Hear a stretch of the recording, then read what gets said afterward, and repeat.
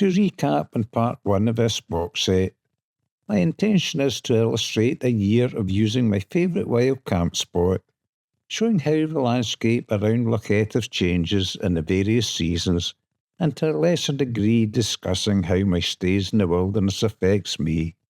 I started camping here regularly in May, just as spring was beginning to stimulate the countryside with its new growth. Trees were coming out in leaf, although the hills were still in their drab winter colours. I ended that episode walking along the loch shore at Trelichan Point, admiring the colours of the bluebells and the yellow shoreline plastered with pollen, blown from the trees and plants. So to continue with part 2 of the series, I clambered back into the boat and crossed to the southern side of the loch. There's much more barn here with hardly a tree in sight. Loch Etive is remote, there are no public roads around its shores, and only a handful of cottages. However, it was not always like this. There was once a healthy community at Invergoosekin Point, and I landed to have a look around. The ruined building with the high walls on the southwestern side of the river was a small church presumed to have been built around 1793 by the then Marquess of Breadalbane. On the northeastern side of the river are the remains of 2 farms and their outbuildings. However, they are best seen from the air, as little remain of their walls. It's also generally believed this side of the loch would have had plenty of trees back then, that were cut down to feed the ironwork furnaces at the north.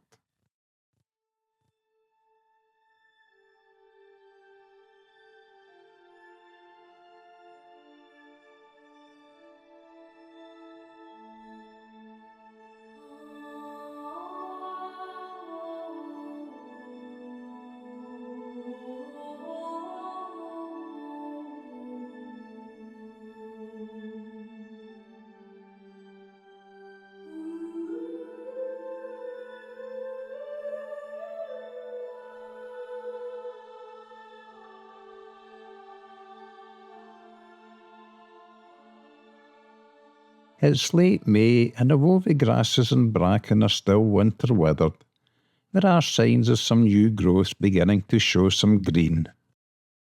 Having surveyed the scene to my satisfaction, I then clambered back into the boat to head for Inverliver Bay.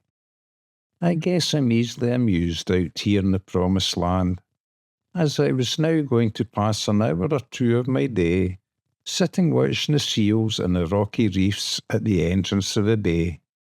The loch's surface was calm, so I knew I had a good chance of filming these big blubber boys using the full zoom of the camera, and hopefully not have too much shake spoiling the shots. Although they are as used to seeing me as I am of seeing them, they're still quite skitterish, and if I go too close they will jump into the loch. I don't want to upset them, so keep a reasonable distance and use the zoom lens. Make slow movements and keep the outboard in slow tick over or switched off and drifting. These clips are some of the results of my afternoon's patience.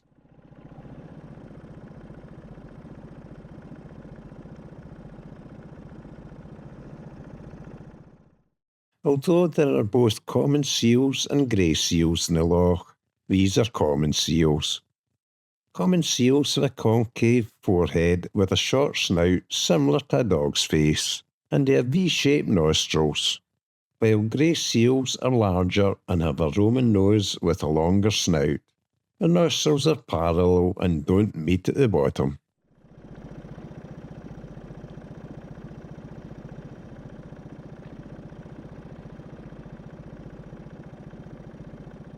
This is a grey seal to illustrate the difference in face shapes. They can be quite amusing creatures to watch once they get used to me being there. I sniggered watching this one trying to get comfortable in a pointed, slippery rock.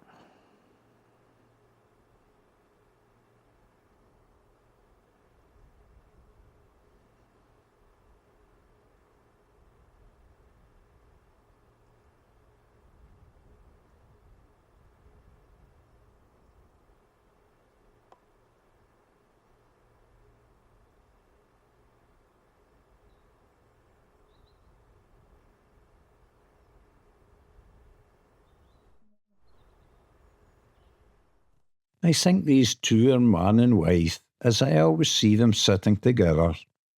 And like many married couples, they often have their lovers' tiffs.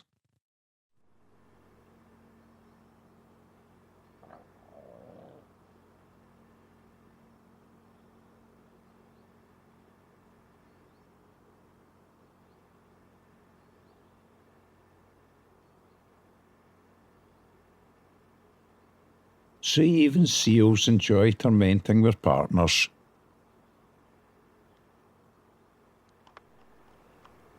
Oi, who are you looking at?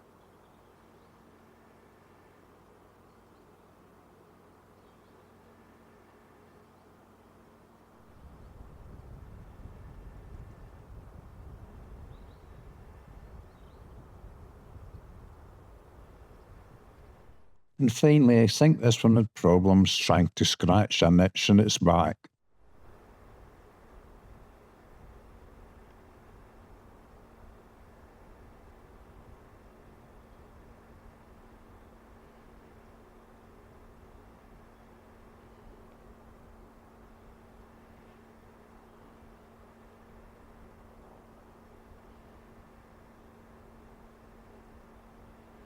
I certainly don't miss having a television in the promised land, and there is so much entertainment going on. I then happily headed back to the wee out-the-way bay, skimming across a silky smooth loch surface.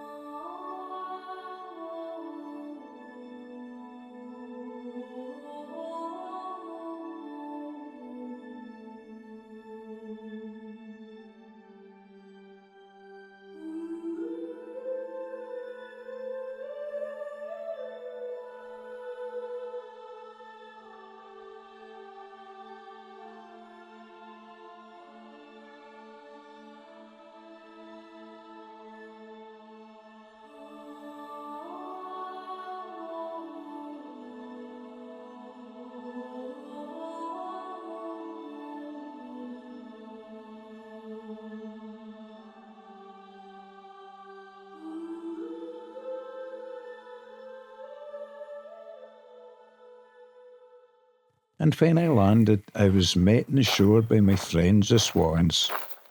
Yes, I finally won their friendship. A few scraps of dried bread wrap eventually won them over. We still didn't trust one another, though.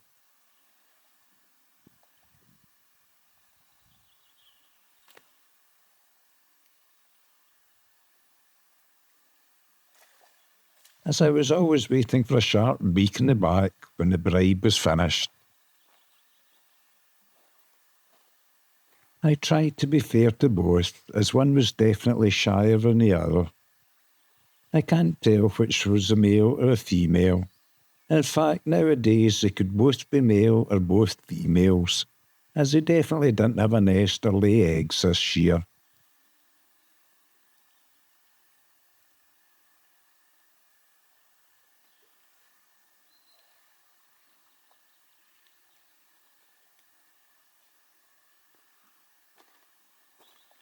They are a very happy springtime memory for me.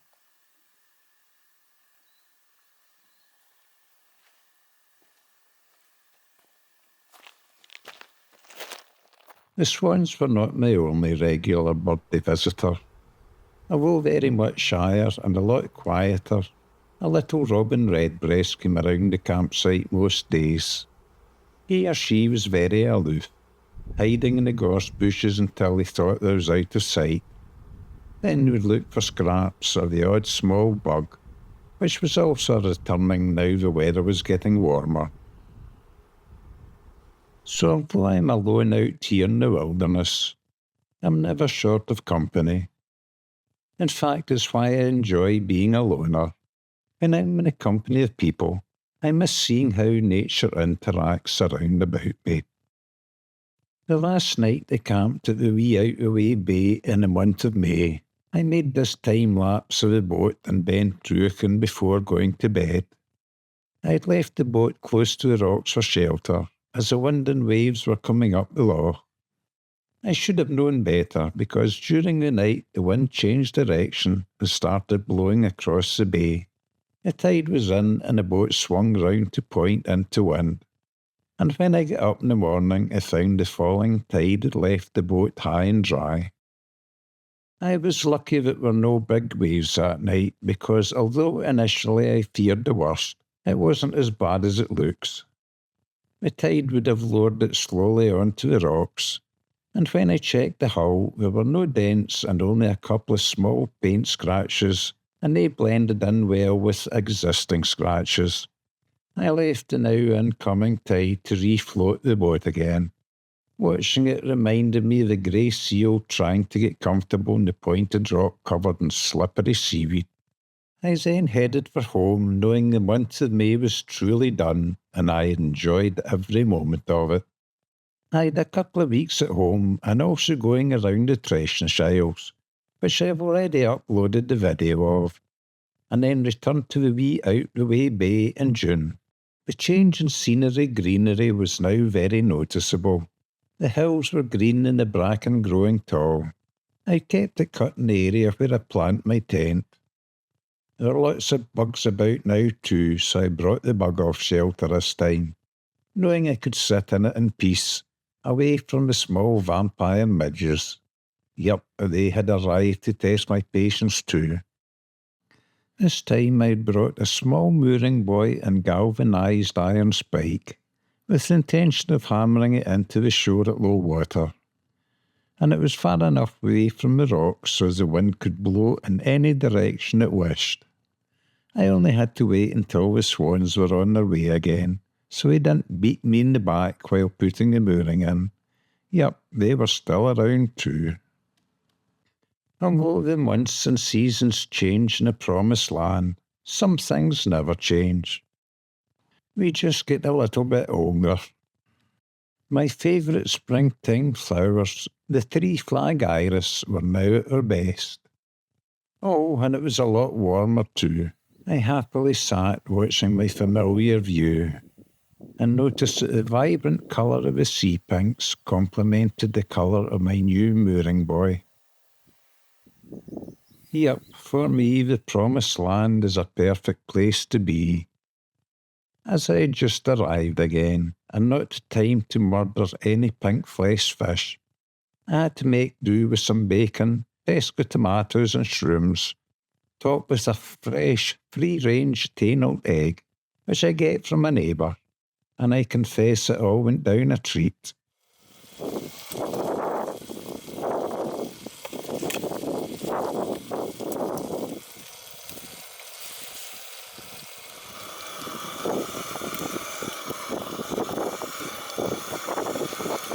Although June was very much warmer than the month of May, the March winds kept blowing, so I did a fair bit of walking rather than boating. But when the winds dropped, I was back in the boat doing my rounds of the loch, looking for pink-fleshed fish, and I was quite successful. Most days I get one or two around 12 inches long, and occasionally get a much bigger one. In fact, I managed 5 decent fish around the 2-pound mark this year, so I certainly can't complain.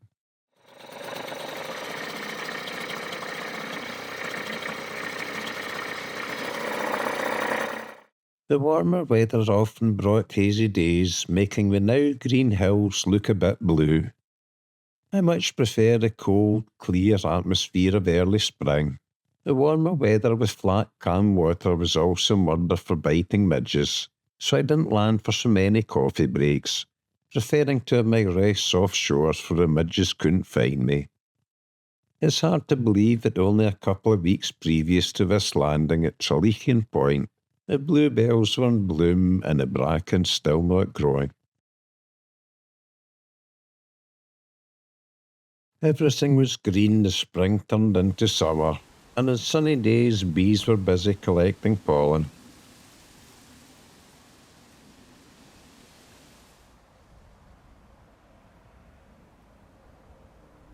I now saw caterpillars start crawling and chewing their way through tough leaves as easy if it was lettuce.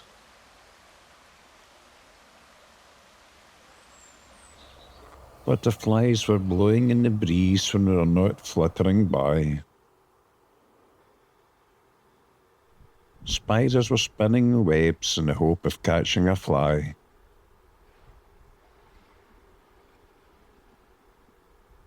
And all too soon June had turned into July. During the month of June, I managed to amass too many tick bites for my liking. Deer mooch around the campsite while I'm away, and I found I get ticks even sitting around the tent, and not just while walking. So I started planning a way to avoid them. I decided to start trials of sleeping in the boat. I made a prototype tent from a plastic tarp, which is the start of my inflatable cabin cruiser tent. It worked better than I imagined, so for the first week of July I only erected a bug-off shelter, so I could cook and eat in the land, then sleep it off in the boat at night. It was during this week I saw a little ringed plover scooting about the site, so I went to investigate and discovered she had just laid 4 eggs. I felt guilty camping beside the nest, so left the following morning, and didn't return for 3 weeks. And when I went back, I was eager to see how the plover family were faring, so I was extremely upset when I discovered her eggs broken and the campsite trashed. The area where I pitched my tent was all holes and cattle crap was everywhere. Yep, the crews had decided to visit the wee out-the-way bay, and I think they enjoyed their stay, using the campsite as a toilet. I left the campsite that day as I could not face clearing it up. I let it overgrow again and to go exploring Colin Tyree and other places in my inflatable cabin cruiser. I returned again in August, but that's for part 3 of this video series. I hope you've enjoyed it and thanks for watching.